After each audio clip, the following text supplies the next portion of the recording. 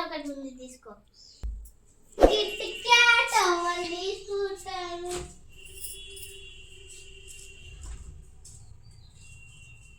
తమ్ముడు తమ్ముడు ఇటు నీకే లే మళ్ళీ ఆడొకటి ఉంది చూడు, ఆడొకటి తీసుకో. అక్కకి హ్యాపీ బర్త్డే చెప్పు కన్నా. హ్యాపీ బర్త్డే అను.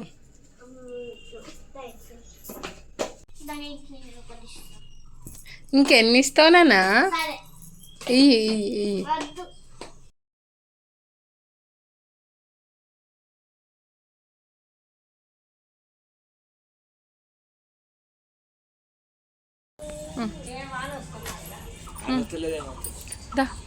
తాతకి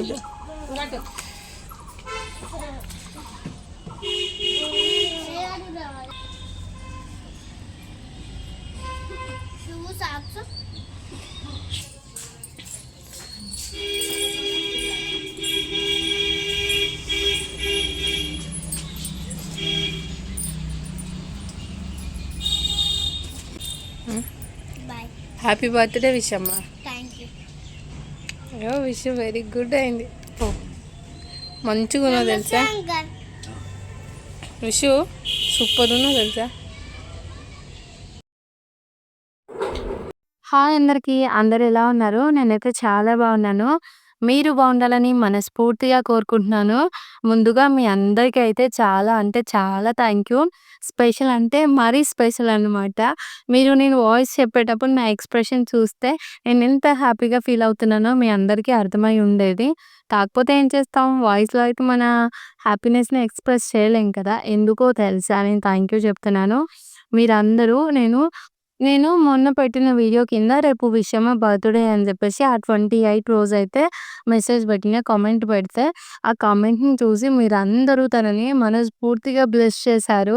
ఒకరేమో విషమ్మ అంటున్నారు, ఒకరేమో చిట్టి తల్లి అంటున్నారు, ఒకరేమో బంగారం అంటున్నారు, ఒకరేమో విశ్రుతి అంటుండ్రు, ఒకరేమో విశ్వ అంటున్నారు, ఇంకొకరేమో కోడలి పిల్ల అని మంచిగా పిలుస్తుండ్రు.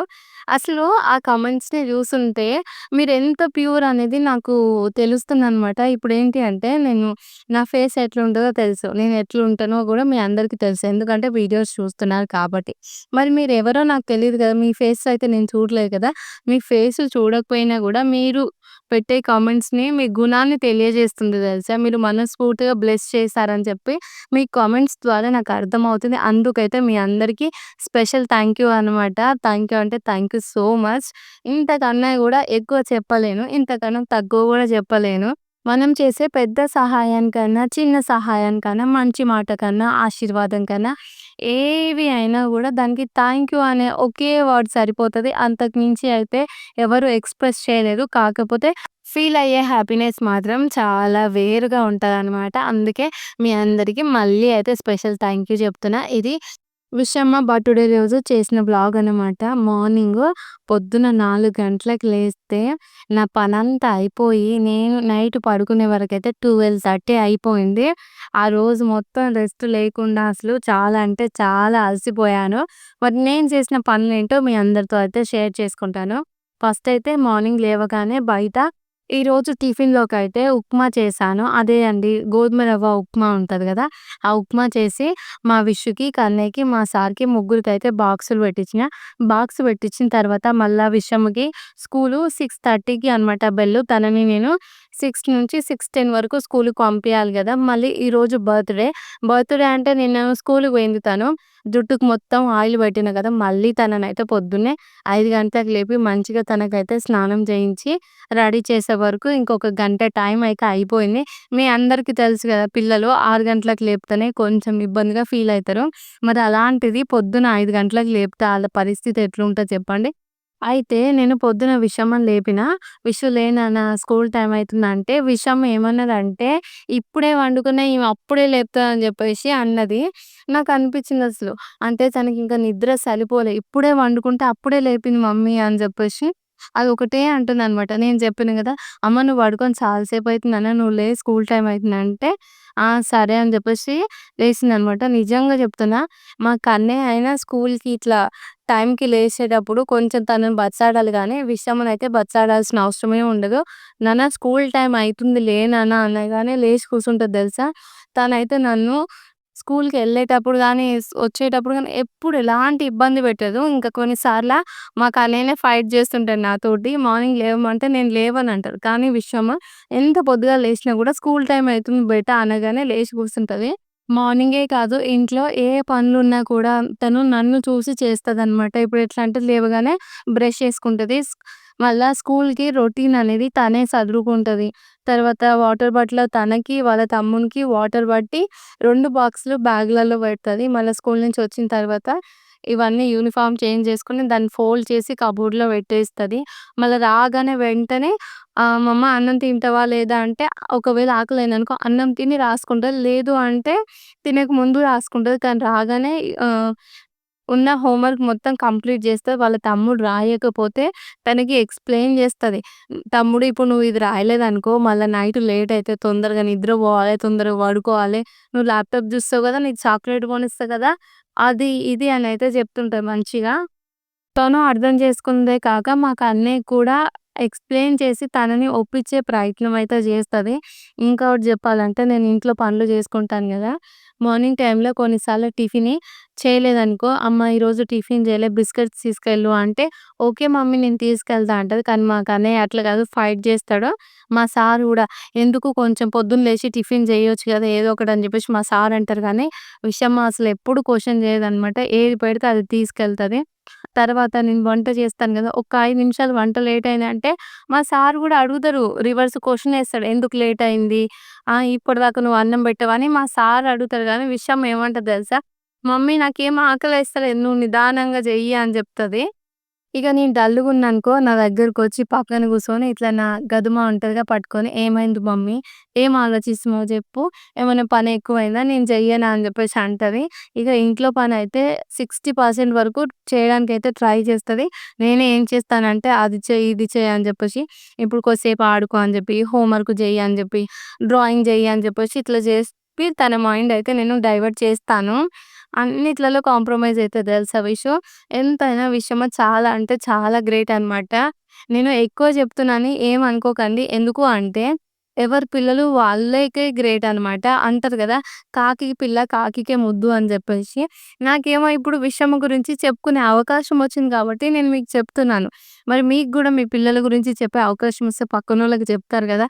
మరి పిల్లల గురించి షేర్ చేసుకుంటే అదొక తెలియని హ్యాపీనెస్ అనమాట.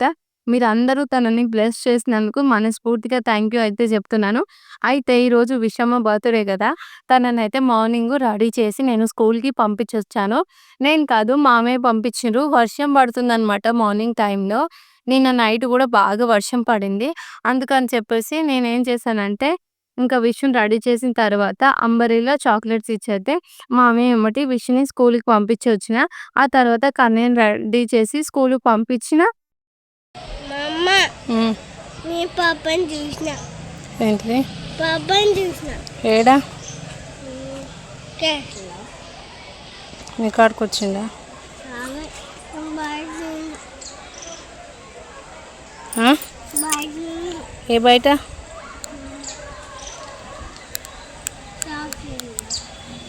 మమ్మల్ని డాన్స్ చేస్తుంది హ్మ్. డాన్స్ చేస్తుంది డాన్స్ చేస్తరు. ఎట్లా చేసిండు? ఆ. ఎట్లా చేసిండు? ఆ. దాన్ని బయట తీసి హ్మ్. హ్మ్. అది తై ఖరాబ్ అవుతుంది.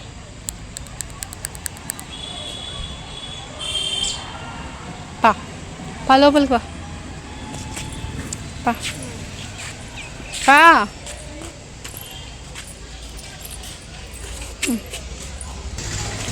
ఇగ నేను విషయము గురించి చెప్పేలోపయితే వంట కంప్లీట్ చేసినా గదా! ఈరోజు ఏం చేసినా అంటే అన్నం వండినా.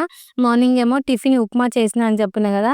ఇగ లంచ్‌లోకొచ్చేసేమో దోసరుగుల కూరొండినా, పప్పు చారు చేసినా. ఏదైనా స్పెషల్ అనేది ఈవినింగ్ చేద్దామని చెప్పేసి మేమైతే మార్నింగ్ అయితే దోసరుగులు, పప్పు చారు చేసినా. ఎందుకంటే ఇప్పుడు పిల్లలకి పొద్దున్నే స్కూల్ కదా! మళ్ళా స్పెషల్ అనేవి చేసుకుంటే వాళ్ళొచ్చే వరకు 10:30నే అవుతది. మళ్ళా రాగానే వెంటనే అమ్మ ఆకలి, అమ్మ ఆకలి అంటారు. మళ్ళా మా సారేమో స్కూల్ నుంచి రావడానికి గూడా 10:30 అయితది. ఆయనెప్పుడు తీసుకురావాలి, ఏదన్నా తీసుకొస్తే చికెనో, మటనో లేదా ఫిషో మేమెప్పుడు వండాలి, పిల్లలకెప్పుడు పెట్టాలి. అందుకే నేనేం చెప్పినా మా సార్‌కంటే, మార్నింగ్ ఏమొద్దు, ఈవినింగ్ చేసుకుందాం అని చెప్పి మా సార్‌కి చెప్పిన.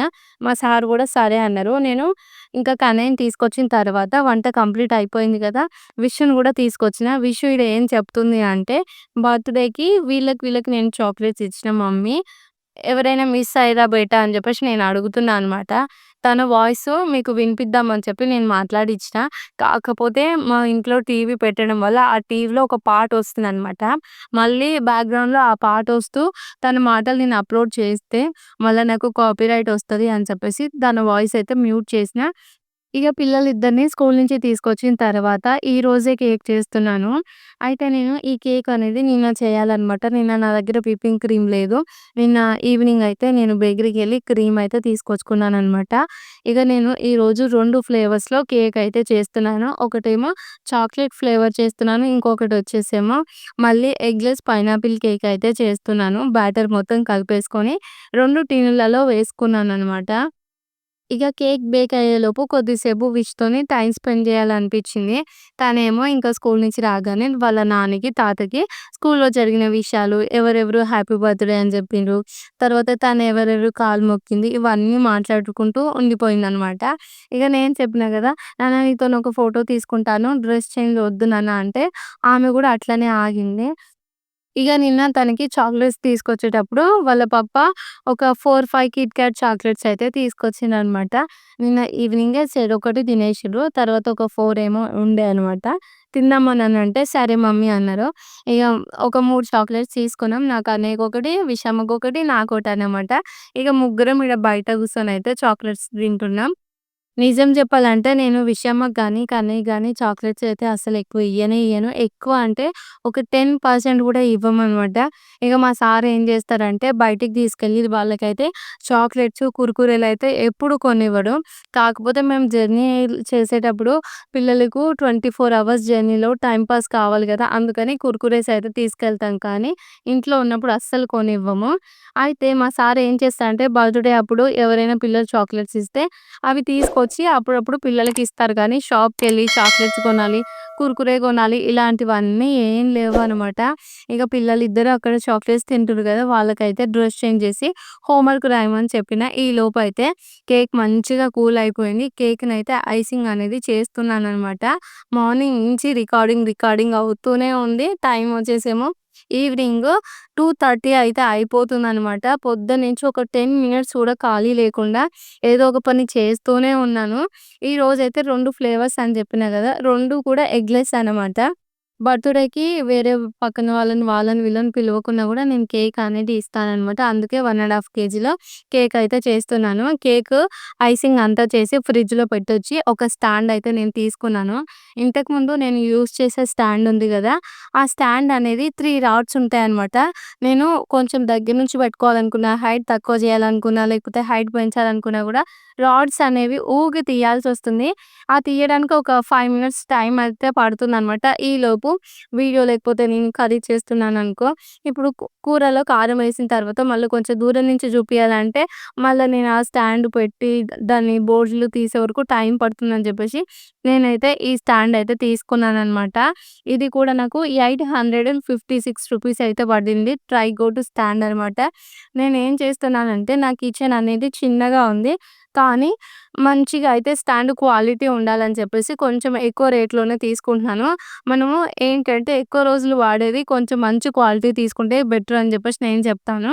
అయితే నేను తీసుకున్న 2 స్టాండ్‌లు ఇంతకుముందుకేమో బ్రోలోవియా స్టాండ్ అనమాట. ఇదొచ్చేసేమో ట్రైగోట్ అనమాట. ఇది వీటికి ఎక్కువ స్పేస్ ఏముండదు.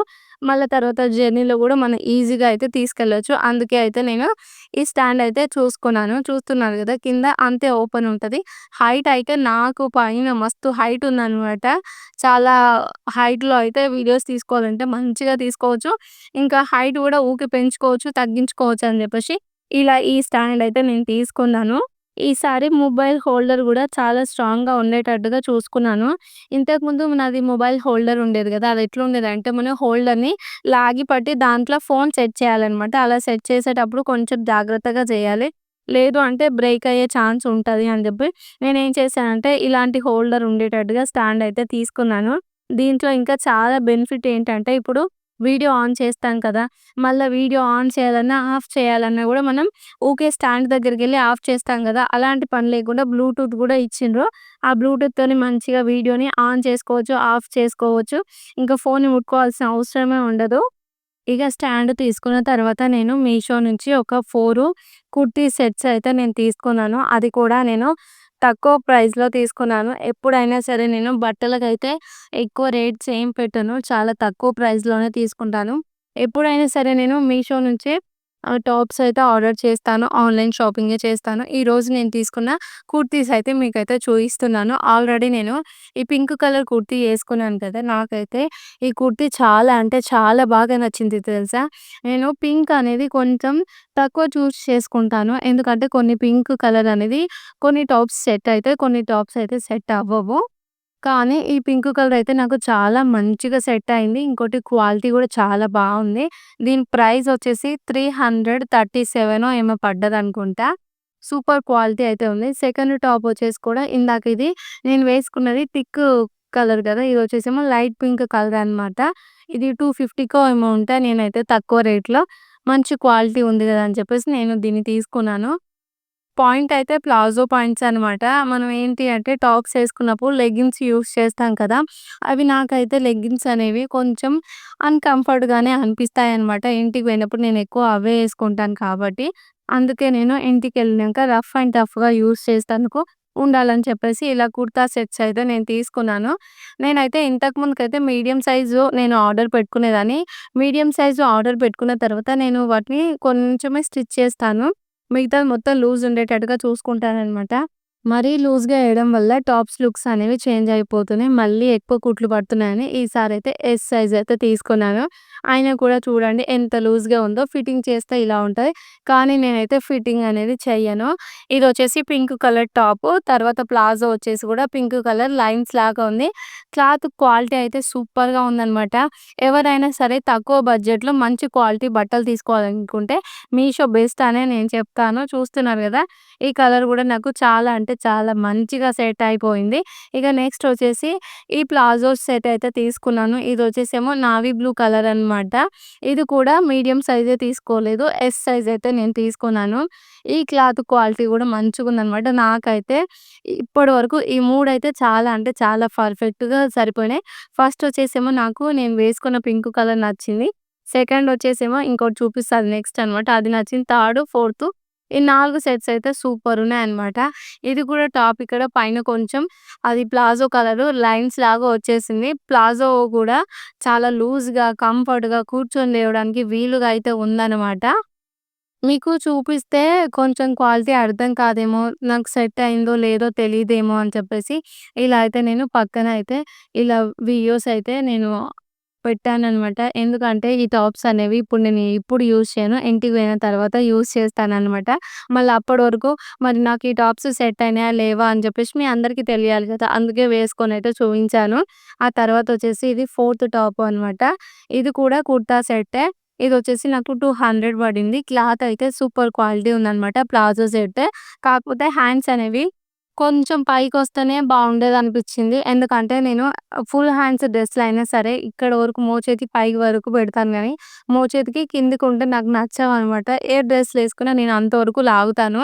ఇది కూడా అంతే నేను కట్ చేసి మళ్ళీ దాన్నయితే మలిచి కుడతాననమాట. ఎందుకంటే ఇది నేను ఎస్ సైజ్ తీసుకున్నాను కదా! ఇక్కడ కొంచెం హ్యాండ్స్ ఫోల్డింగ్ దగ్గర కొంచెం టైట్‌గా అనిపిస్తుంది. ఆ క్లాత్ అయితే కొంచెం ఖర్చుకి ఎక్కువనే ఉంది. అలా కుట్లు విప్పుకుంటే సరిపోతదన్నట్టుగా అయితే మరి నేననుకుంటున్నాను. చూస్తుర్రు గదా! నేను వేసుకున్న పింక్ కలర్ గూడా ఎస్ సైజే అనమాట. చాలా లూజ్‌గా ఉంది. నాకేంటి అంటే ఇలా స్ట్రెయిట్ కట్స్‌ల కన్నా ఇలా ఉంటది గదా! పింక్ కలర్ సెట్స్ ఉంటాయి జూడండి. ఇప్పుడు ఎట్లా అంటే మనకు ఇక్కడ మోకాళ్ళ దగ్గర వి షేప్‌లో ఉంటాయి జూడండి టాప్స్. ఇవైతే చాలా ఇష్టమనమాట. ఈ టాప్స్ గూడా చాలా బావున్నాయి. మరి నేను తీసుకున్న ఈ 4 కుర్తీస్ ఎలా అనిపించినాయి గూడా కామెంట్ చేసి చెప్పండి. ఈ 4 కుర్తీస్‌కి కలిపి 1100 ఏమో అయితే అయినాయి. నేనెప్పుడైనా సరే మరీ ఎక్కువ రేట్ ఉన్న బట్టలైతే తీసుకోను. ఒక డ్రెస్ తీసుకున్నాననుకో అది కంప్లీట్‌గా పాడయ్యే వరకు లేదా చిరిగే వరకైతే నేను వాడుతూ ఉంటాననమాట. మీరందరూ చూస్తుండొచ్చు. ఎందుకంటే నేను షాపింగ్ కోసం అయితే ఎక్కువ ఖర్చు చేయను. నాకు అవసరమైతే తీసుకుంటాను. అవి కూడా తక్కువ రేట్ అనమాట. ఎక్కువ రేట్ పెట్టి తీసుకునే అంత నా దగ్గర ఏం లేదు. నాలా ఎవరైనా మీరు ఇలా తక్కువ రేట్‌లో బట్టలు తీసుకోవాలనుకుంటే మీషోలో ట్రై చేయండి. కాంబో ఆఫర్‌లో గూడా మంచిగా తక్కువ రేట్‌లో దొరుకుతాయన్నమాట. క్వాలిటీ గూడా బావుంటది. ఈరోజు విషమ్మ బర్త్‌డే గదా! నేను ఈ 4 కుర్తా సెట్స్ అయితే మీ అందరికీ చూయించిన. ఇందాక నేను కేక్‌నైతే ఐసింగ్ చేసి ఫ్రిడ్జ్‌లో పెట్టినా అని చెప్పినా గదా! కేక్ డెకరేషన్ చేయాలి. మళ్ళా ఈవినింగ్ వచ్చేసి కుకింగ్ చేయాలి. చాలా అంటే చాలా పనులు ఉండిపోయినాయి నాకు. ఇప్పుడు నేను చూపించిన కుర్తీస్ అన్నీ మంచిగా ఫోల్డ్ చేసుకొని, ఇంకా ఇంటికి పోయిన తర్వాత యూజ్ చేస్తాను. విషమ్మ బర్త్‌డే కేక్ వచ్చేసేమో ఇలా 2 లేయర్స్‌గా అయితే చేశాననమాట. కిందిదొచ్చేసేమో 1 కేజీ ఉండేటట్టుగా, పైదిదొచ్చేసేమో హాఫ్ కేజీ ఉండేటట్టుగా అయితే కేక్ చేసి తన కోసం ఇలా క్రౌన్ పెట్టిన. తర్వాతొచ్చేసి తను ఫాక్స్ బాల్స్ కావాలంటే బాల్స్ గూడా పెట్టి విషమ్మ బర్త్‌డే కోసమయితే ఇలా కేక్ అయితే రెడీ చేషిన. ఇగ ఈ పనంతా అయిపోయే వరకు నాకైతే ఈవినింగు 5:20 అయితే అయిపోయింది. ఆ తర్వాత వంట అనేది చేసిన. తర్వాత విషు బర్త్‌డే గురించి గూడా రేపటి వీడియోలో చెప్తాను. మరి మీ అందరికీ ఈ వీడియో నచ్చితే లైక్ చేసి మన ఛానెల్‌ని సబ్స్క్రైబ్ చేయండి. Okay friends. బాయ్ మరి. Good night.